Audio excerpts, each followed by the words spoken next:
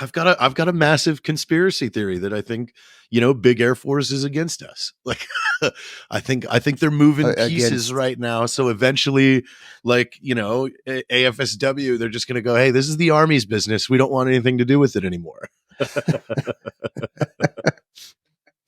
I mean, well, that I haven't thought about that. That's a pretty good conspiracy. I don't. I definitely know that we are, the kind of the redheaded stepchildren of the Air Force. But I don't. Man, See, that'd be some big moves to I put actually it get like rid of us. this. Well, I just put it like this. Like, we are a bill. We are a large bill to the Air Force. And when the Air Force is ran by the fighter missile community, like, this is a bill that many don't necessarily understand, or maybe they don't want to understand, or they get tired of looking at this bill, and they're eventually going to ask the question, why are we paying for this?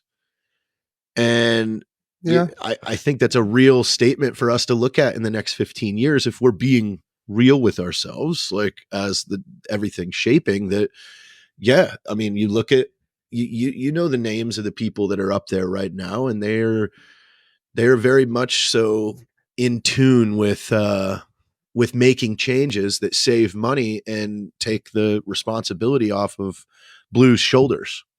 So with that in Yeah. mind, like, it's a real conversation to have.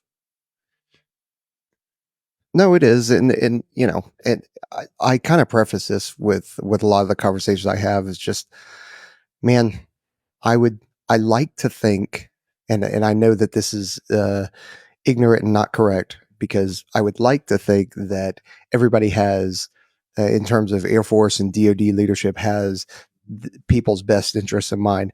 But like, we've already proven that that is not the case. So moving on from that, I also look at each of these decisions that are made as an equation, and there are different variables that plug and play into that.